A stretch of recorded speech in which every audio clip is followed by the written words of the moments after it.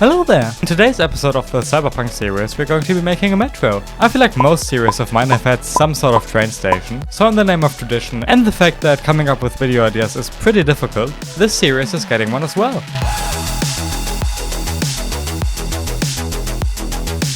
You may have noticed that I maybe sound a little different today. Honestly, I didn't check beforehand, so maybe I just sound perfectly normal. But if I do in fact sound a little weird, it will be because I'm really kinda sick right now. But you know, I'm still out here recording, because that's just the effort I put into these videos for you. So for my sacrifice, this video better get like 1 million views. Because if even that's not enough to go viral on here, I may have to try a different way. Like, I don't know, selling my soul to the to the devil. But considering that in the past I've agreed to the terms of service of Google, that probably has happened already. For the exteriors, I'm doing something that I have done before, even in the previous episode, I believe. But this again is one of those buildings that were kind of built on top of another building. So exactly like this one and that one. But this build we're gonna make a bit more colorful than that one. I mean, it's not that colorful, it's mostly brown. But it kind of works with this shade of blue. At least I think so. Of course, I'll detail it later. Probably in a time-lapse though, so I don't strain my voice too much. And this is set time-lapse. Granted, we are not actually working on the brown building right now. Instead, we're building the exterior of this adjacent building, which will be set on top of the entrance to the metro station. So we probably should have started working on this one instead of that other one. That we, by the way, won't actually finish during this episode. I kind of ran out of time, so we won't actually be able to do that. But for the exterior of this build, I reused the windows I did for the first build in the series, though I did adjust them a bit. So in the original build, they were kind of rectangular, but I adjusted them to be a bit more square, just so I could stack more of them on top of each other to make the entire build seem a bit taller. I am a big fan of this design. I especially like the green and orange color scheme I used on it, but in comparison to the actual metro station, it is admittedly pretty boring. But speaking of the metro station, I actually started building the exterior of it. In this time-lapse I just started doing it, and we're only going to finish it like at the complete end of this episode. But I mean, I can still talk about it a little. Now, I didn't add any fare gates in the traditional sense. I built these metal detector looking things, and my theory was that they would probably scan your face or something to know how much you have to pay. Fun fact, that's also the same reason I didn't really add any checkouts in the convenience store I built during the first episode.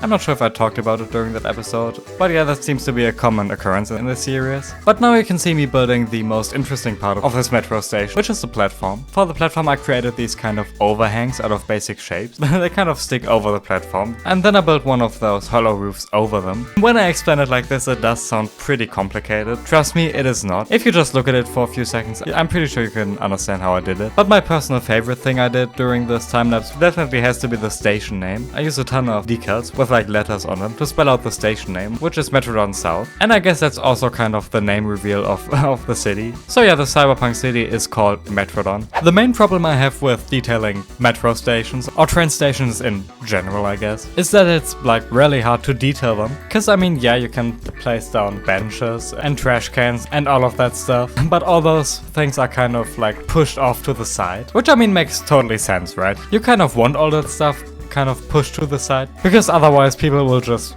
start tripping over them, which I imagine is a pretty big pain, especially if they start suing you over that. I mean, I have no idea if they can actually do it, but I mean, at least the US is pretty infamous when it comes to people suing each other for the most random things. And honestly, yeah, I can totally imagine reading a headline about someone suing a train station because they fell over a random trash can. But yeah, that was a pretty convoluted way of explaining why I struggle with detailing train stations. My current strategy was to just, you know, detail the ceiling and the floor up a bit more, so all this empty space in the middle kind of, you know, gets ignored. Well, maybe not ignored, but kind of overshadowed. And over here it seems to kind of be working. It's still very empty. Maybe also because I didn't really detail this side as of yet. Over here I'm thinking about putting down some more vending machines and maybe trash cans as well. At this point, trash cans and vending machines are pretty much the cheat codes of this series. Anytime you don't really know what to do with the space, you can always just put these down and it is guaranteed to work. Now these things right here are, I'm pretty sure I've done these before, and I'm pretty sure you've seen these before as well, but these are kind of barriers separating the platform from the rails, so you don't accidentally slip and fall onto them, which wouldn't be great. That's probably pretty difficult to clean afterwards. And you know, the other stuff is bad as well. They are pretty blank right now. I know the last time I was building a train, it actually went better than expected. In case you haven't seen it, the last time I built a train was during a video where I was building a train station.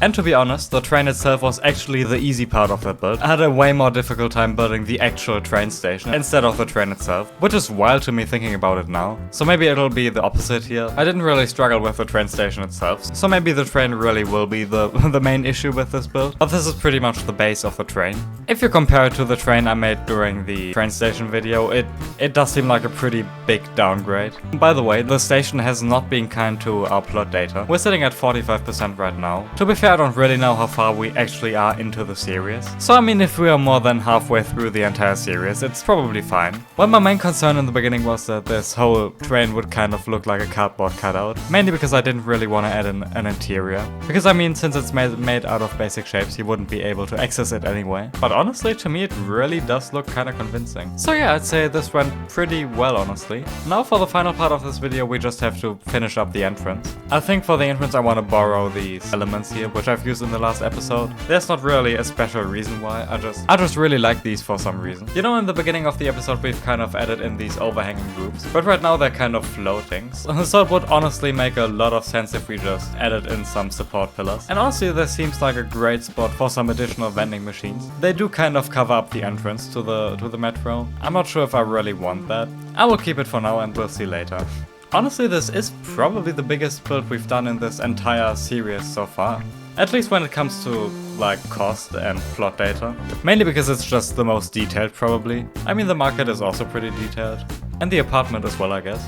But this build is just so much bigger than both of those.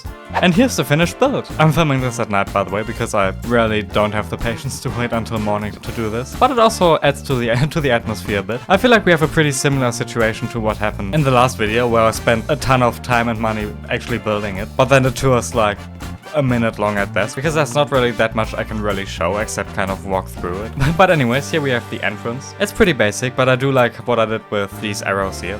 Over here we have some trash cans. This is the same design I used in the last episode. If we walk down here, we are straight to the platform. It's a pretty simple design. I created these kind of overhangs over the platform. These overhangs are kind of hiding these ventilation thingies, which I figured you might need in a place like this. Then of course I did put down a lot of ads, like here on the ceiling, for example, and on these barriers as well. Then here we have the station sign. In case you guys have better suggestions on what to name it, I can change it up later. But yeah, this is a train I've made. Not really much I can say about it. Maybe it would have been better if I made it with an actual interior. Yeah, but oh well. And then over here we have another trash can. I place them down whenever I find an empty space I don't really have a plan for. That is pretty much the entire station. I am really happy with how this kind of worked out in the end. Especially this kind of ceiling design.